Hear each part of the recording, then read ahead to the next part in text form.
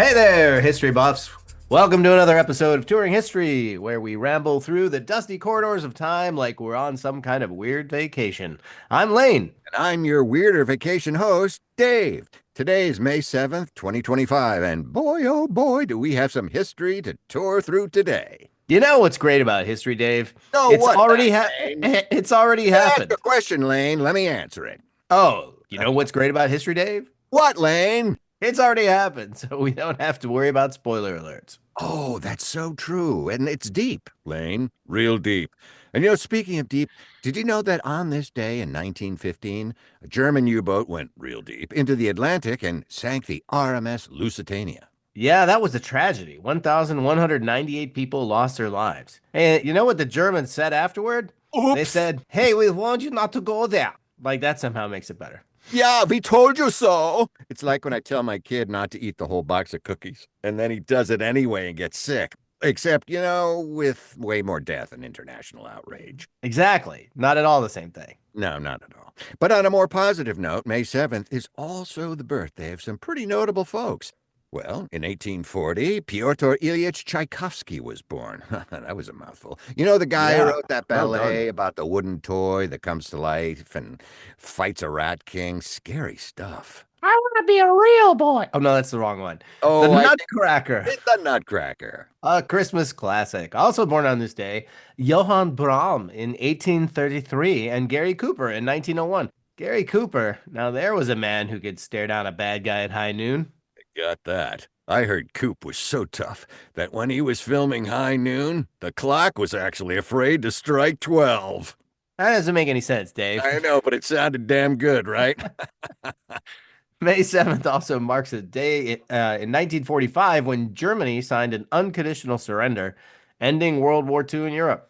Oh, yeah. Hey, you know what's weird about that, Lane? The war in Europe ended on May 7th, but we celebrate VD on May 8th. Hello, it's like showing up late for your own victory party. Well, it was officially announced on the 8th. Time Oh, zones and bureaucracy, Dave, they're the real enemies. yeah, enemies. Speaking of enemies, on May 7th, 2000, Vladimir Putin was inaugurated as Russian president for the first time out of 10. He's been there ever since. Well, except for that stint where he was prime minister, which was basically like being president, but with a different business card. Yeah, that short little guy was in there for about, what, 10 minutes? I'm just here to hold the door. On May 7th, 1992, Michigan ratified the 27th Amendment about congressional pay. It took 203 years to ratify that one. Yeah, it turns out that Congress wasn't in a huge rush to pass an amendment about their own paychecks. Who would have thought? Yeah, really. We'll get to it, okay? Yeah, we'll be there in a minute. In 2004, the army abuse scandal at Abu Ghraib prison came to light, and not one of America's prouder moments was done. Nah, definitely not. But you know what is something to be proud of on May No, 7th, Lane, what? 19... What is to be proud of? It's a rhetorical question, Dave. Oh, okay. On Sorry. May 7th, 1954, IBM publicly announced the IBM 650, the world's first mass-produced commercial computer. 1954. That was ages ago. And that thing was massive. And it had less computing power than the calculator app on your phone. Oof. That's true, but it launched a computer revolution. Without it, we wouldn't have this podcast. We'd be Mm. writing letters to people about history, like some kind of 19th century historians. Yes, with my quill pen. Dear sir, madam, did you know that on this day in history? Yeah, that doesn't have the same ring to it. Yeah. All right, folks, it's time for a word from our sponsors. We'll be right back after this brief message. Very brief. Hey, history enthusiasts. You know what's been around almost as long as history itself? No. Donuts. Donuts! But not just any donuts. I'm talking about Rise Donuts in Wilton, Connecticut. Oh, man, Lane. These aren't your grandfather's donuts. Hey, Billy, give me one of those. Although your grandfather would probably love them, too. Oh, absolutely. They're handmade, handsome, small batch creations that would make Homer Simpson weep with joy. Donuts. You know, I went there last weekend and I tried their maple bacon donut. It was like, imagine if breakfast was having an identity crisis and decided to become dessert, but then breakfast was like, no, I'm still breakfast. And then dessert was like, we can work together on this one. Yeah, right. That never happens. But it does here, and it's surprisingly accurate. My personal favorite is their blueberry lavender. It's what I imagine kings and queens would eat if they weren't too busy chopping people's heads off. Rise Donuts makes everything fresh daily. No weird preservatives or chemicals with names longer than the Treaty of Versailles.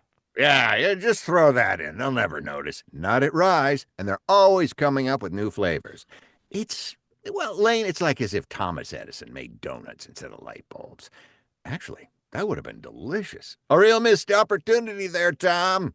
Absolutely electrifying. So if you're in Wilton, Connecticut, or even if you're not and just really like donuts, check out Rise Donuts and follow them on Instagram at Rise Donut to see photos that'll make your mouth water more than Pavlov's dogs. I'm drooling right now. Listen to that bell in my head. Rise Donuts. They're historically delicious and hysterically delicious. That's right. I love them. And I'm not just saying that because I'm hysterical. They're paying us, although... They are? Yeah, they are. But the Well, donuts... sort of. Hang us in donuts. Ooh, don't tell anybody. And we're back with more historical events on May 7th. In 1952, the concept of integrated circuits, or microchips, was first proposed.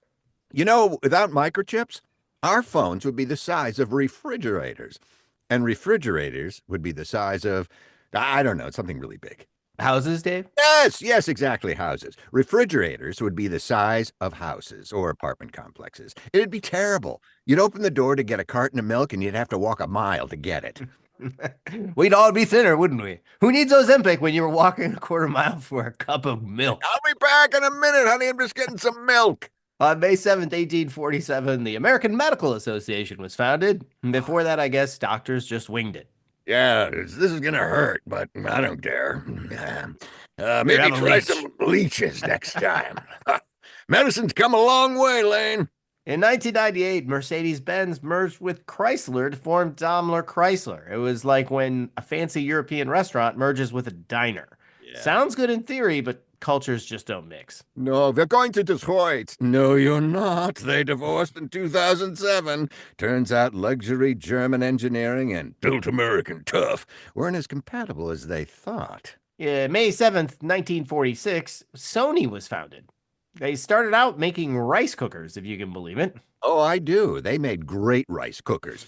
From rice cookers to PlayStations. Well, that's what I call a corporate pivot. Absolutely. And finally, on May 7th, 1992, when I was just about ready to graduate college, Wow. NASA launched the Space Shuttle Endeavour for the first time. Yes, it was named after Captain Cook's ship, but with the British spelling because NASA is a fancy place. NASA is a fancy. It's a fancy place. The mission was to capture and repair a satellite. It's like AAA, but for space. Yeah, we should be there in 3 years. Just keep checking your app. And it required the first ever three-person spacewalk to grab that sucker. Imagine 3 people trying to change a tire together. Well, you get the lug nuts, I'll get the Fetzer valve. But in zero gravity and with the tire moving at 17,500 miles per hour. Whoa! Hang on. Absolutely. You know what I would think would have been more efficient? Is What? just one person doing a spacewalk Yeah. and posting a no parking sign, the Santa Monica no parking zone. Those tow truck drivers would have gotten there in an hour. Oh, right. I'll get it. No, I got it. I found it first. We don't have to do this. We just have Santa Monica parking enforcement take care of things. All right. Well, that's quite a mental image for May 7th. And that kind of wraps up our tour of history through that day. Oh, well, listen, it's not over because you can tune in tomorrow when we'll discover what happened on, that's right, May 8th. Oh, Which I'm guessing is the day after May 7th, right? your grasp of the calendar continues to impress me, Dave. Well, I'm Lane. and I'm Dave, reminding you that history is just the past trying to make the present feel bad about itself. That's not what history is, Dave. Yes, it is. That's what I says it is. Well, whatever it is, thanks for touring with us. Good night, everybody. Good night, everyone.